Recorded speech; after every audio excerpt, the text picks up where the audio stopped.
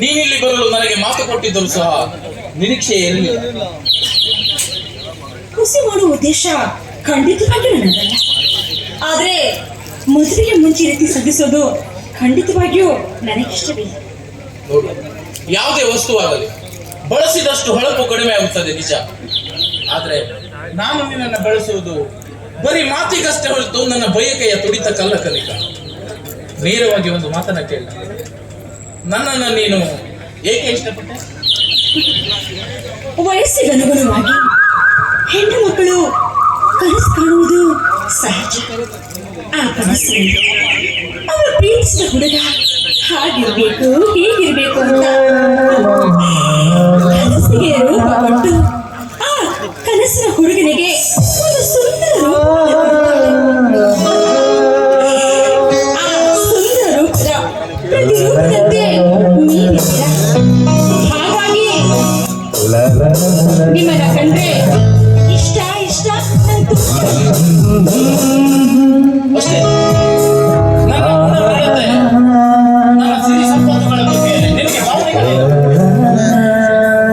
ನನಗೆ ಭಾವನೆಗಳ ಮೇಲೆ ನಂಬಿಕೆ ಖಂಡಿತವಾಗೂ ಇದೆ. ಆದ್ರೆ ಗುಣ, ಹಣ, ಆಸ್ತಿ, ಅಂತಸ್ತು ಇವತ್ತಿರಬಹುದು, ನಾಳೆ ಹೋಗಬಹುದು. ಆದ್ರೆ ನಂಬಿಕೆ ಕಳೆದು ಮನವಿ ಬಂದಾಗ ಸಬಕಳಿ ಆದ್ರೂ ಆಗಬಹುದು. ಹೌದು, ನಾನು ಬಡವಿ ಅಂತ ನಿರ್ದಿಷ್ಟವಾಗಿ ಗೊತ್ತಿದ್ರು ನನಗೆ ಇಷ್ಟಪಡ್ತೀನಿ. ನೋಡು ಕನಿಕ, ಬಡತನದಲ್ಲಿ ಬೆಳೆದ ಹೆಣ್ಣಿಗೆ ಸಂಪ್ರದಾಯದ ಸಂಸ್ಕಾರವಿರುತ್ತದೆ.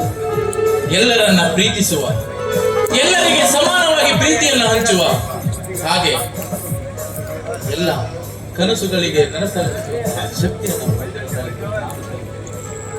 ಅಷ್ಟೇ. ಕಂಡ ಕಣ್ಣುಗಳೇ ಮತ್ತೆ ಮತ್ತೆ ತಿರುಗುವಂತೆ ನೋಡುವ ರೂಪ ನಿನ್ನದಿದೆ. ಈ ಜಗದ ಎಲ್ಲ ಶಿಲ್ಪಿಗಳು ಒಟ್ಟಾರೆ ಸೇರಿ ಕೆತ್ತಿರುವ ಬಾಲಿಕೆ ರೂಪದ ಸೃಷ್ಟಿ ನೀನು. ಅದಕ್ಕಾಗಿ ನನಗೆ ಇಷ್ಟವಾಗಿದೆ.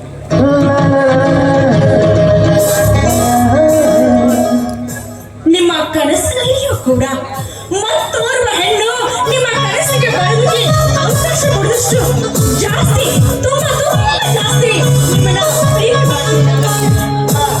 ಆದ್ರೆ ಒಂದ್ ಮಾತು, ನನಗೆ ಈ ಜಗತ್ತಿನಲ್ಲಿ ನನ್ನ ಅಣ್ಣ ಹಾಗೂ ನನ್ನ ತಂಗಿ ಅಂದ್ರೆ ಪಂಚ ಪ್ರಾಣ.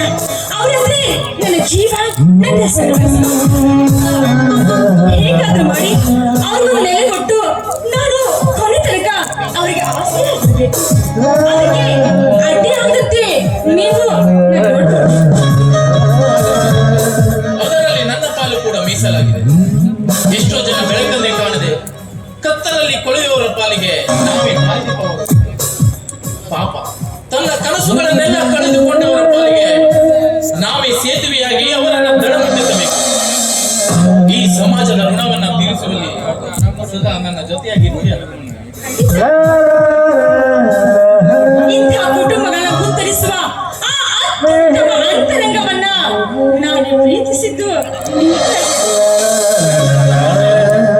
ಸಮರಸದ ದಾಂಪತ್ಯವೆನಿಸಿಕೊಳ್ಳುತ್ತದೆ, ಸಾರ್ಥಕ ಬದುಕಿನ ಮೆಟ್ಟಿಲಾಗುತ್ತದೆ. ನಮ್ಮ ಮೊದಲನೇ ನೆನಪಾಗಿ ಒಂದು ಹಾಡಿಗೆ ಕೂಡ ನಿಜ ಹೇಳ್ಬೇಕಂದ್ರೆ ಗಂಡಿಗಿಂತ ಹೆಣ್ಣಿನ ಮನಸ್ಸಿನಲ್ಲಿ ಪ್ರೇಮ ಹೆಚ್ಚಾಗಿ ಇರುತ್ತೆ. ಮರಗಾಳಿಯಾಗಿ ನಿಮಗೋಸ್ಕರ ಆ ಚಿತ್ತ ಚಲಿಸುವ ಪ್ರೇಮದ ಮಳೆಯನ್ನೇ ನಾನು ಸುರಿಸ್ತೇನೆ.